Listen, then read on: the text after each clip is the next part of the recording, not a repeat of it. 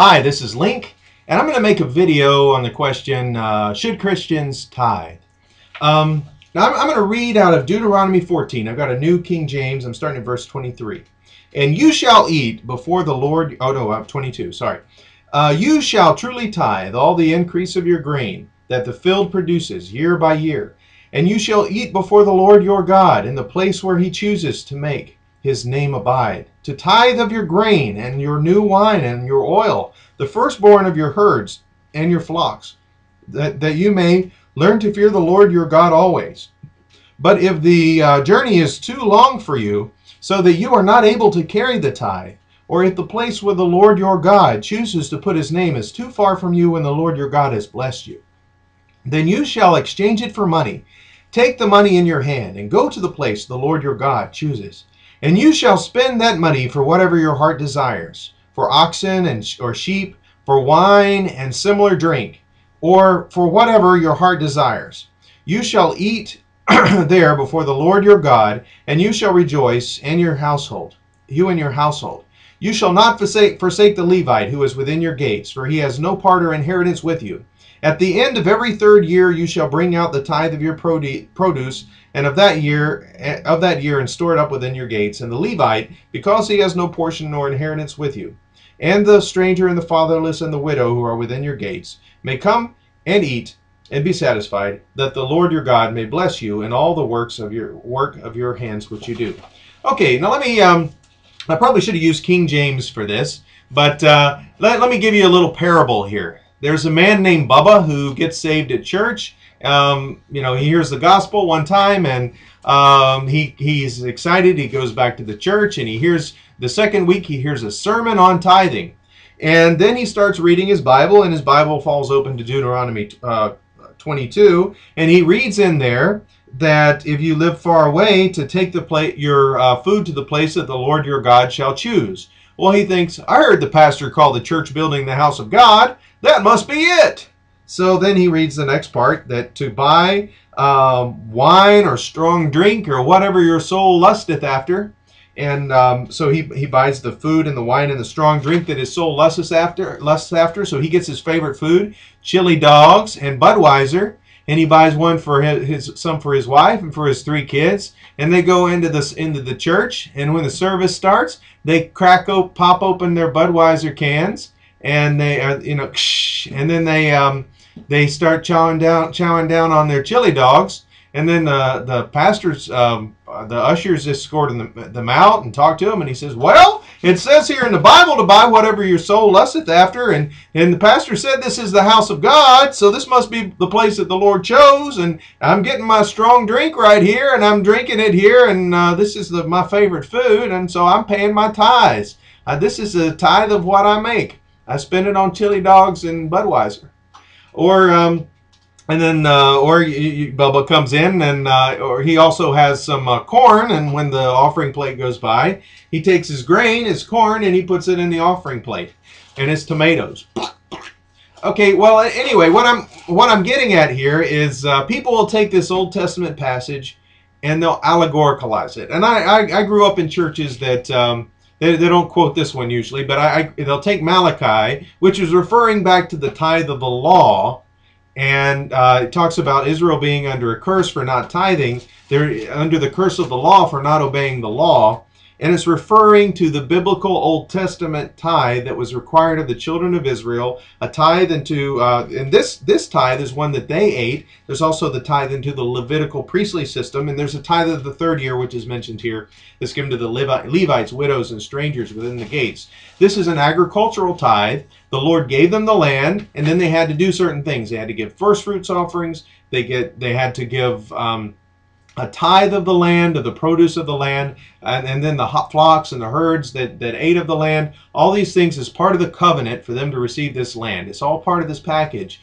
And then churches that are very literal will take these Old Testament passages and then they turn it and allegoricalize it. And suddenly the tithe into the Levitical priestly system becomes 10% of cash income into the general fund of the local church, or the tithe fund, or however the denomination has it set up that teaches this.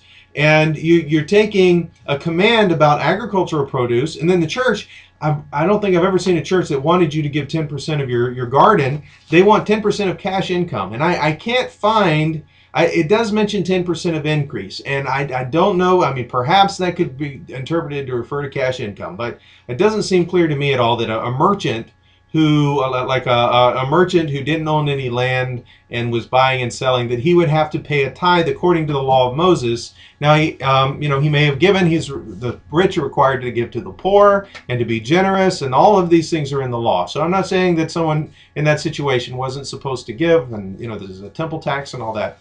But what I do see is what I'm objecting to is preachers that will twist and allegoricalize the Old Testament when they insist on literal interpretation when it comes to eschatology, and then they take it in a way that supports the funds that they're managing. I know people aren't doing this probably out of generally out of a malintent. It's tradition. It's what they've been taught. But we are free from the curse of the law. Now, that being said, I'm not saying don't tithe. I'm not saying don't give 10% of your cash income.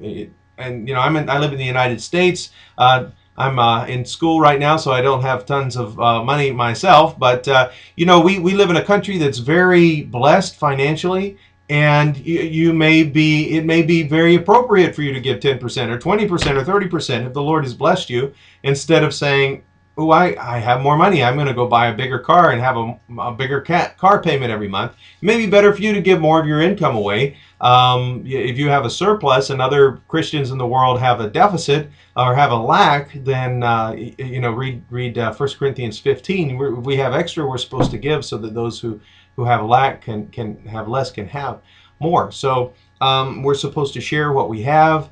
We're supposed to give. And if you want to give 10% as a discipline, if you want to give a first fruits offering of your salary every year, if you want to give something, if you look at something in the Old Testament, the righteousness of the law is supposed to be fulfilled in us. But we're supposed to give cheerfully, not because some preacher says, you are under the curse of the law, referring to a curse on the children of Israel for not obeying the law of Moses, for paying this agricultural tithe and the tithe into the Levitical priestly system.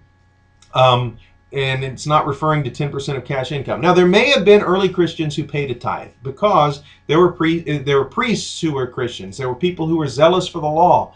And, apparently they were still going in the temple. They were probably offering animal sacrifices. Perhaps some of those early priests who became obedient to the faith were burning incense in the temple, or whatever it is that they had an opportunity to do with so many priests that had been born. And just, they probably had a once-in-a-lifetime opportunity to do some of these things in the temple. But they became obedient to the faith. And it may be that these Jewish Christians in Jerusalem paid tithes, paid temple taxes, and paid into the biblical tithing system that was required. Now, Jesus mentioned tithes to people, Torah-observant people. He said that they paid tithes of mint and anise and cumin. The agricultural tithe that was required in the Old Testament. These were leaves of small plants. Now, we count out the little leaves to make sure that they paid 10% of them for the tithe. And Jesus said, you should have done that, but you should not have left the weightier matters of the law undone. He said, you pay tithe of mint and anise and cumin, but you have forsaken the weightier matters of the law, justice and mercy and faith. It was judgment, mercy, and faith. Anyway, you can look it up. But he said, these ought ye to have done, and not to leave the other undone. You should have paid your tithes, the biblical Old Testament tithes. He's talking to Jews. He tells them the scribes and Pharisees sit in Moses' seat. Whatsoever, therefore, they bid you observe, that observe and do. They're observing the law. This is his commentary to people regarding the law, regarding the scribes and Pharisees. So he is saying, and he also talks about them swallowing and straining a gnat and swallowing a camel. They used to strain the gnats out of the wine and make sure they didn't eat the unkosher gnats. But a camel is a huge unkosher animal, so he makes a reference to kosher laws in there as well. And he's giving teaching on how they had been disobeying the law. So, when the gospel came to the Gentiles, the church didn't say, "Oh, you have to observe the law of Moses," or at least the council in Jerusalem didn't say that. You have to be circumcised and obey the law of Moses. No, they looked in the Old Testament. They saw, abstain from things strangled and from blood. We can see that in the story of Noah. You look in Leviticus, the Gentiles were driven out of the land for fornication. It forbids fornication. Of course, God is our God. We're not supposed to eat meat offered to idols or or commit idolatry. So they gave certain principles like that from the Old Testament. They didn't say anything about tithing or some of these other rituals. But we are supposed to be generous. So I'm not saying don't tithe. I'm saying we're not under the curse of the law. And the tithe is the biblical tithe. It's not the made-up allegoricalized tithe when we look at the Bible. There are many things we can learn. You know, the Old Testament says not to appear before the Lord empty-handed. And there are things that we can learn about this, about how we need to manage and plan and honor the Lord and all the little things and be generous and give more and more and more. So give. If you give your tithe, that doesn't mean God lets you keep the rest. You need to give and give more and share more and let the generosity of the Lord live in your heart and be Christ-like and all of these good things. So God bless you. Thank you for watching this video. And please share it with somebody that you think it'll be a blessing for.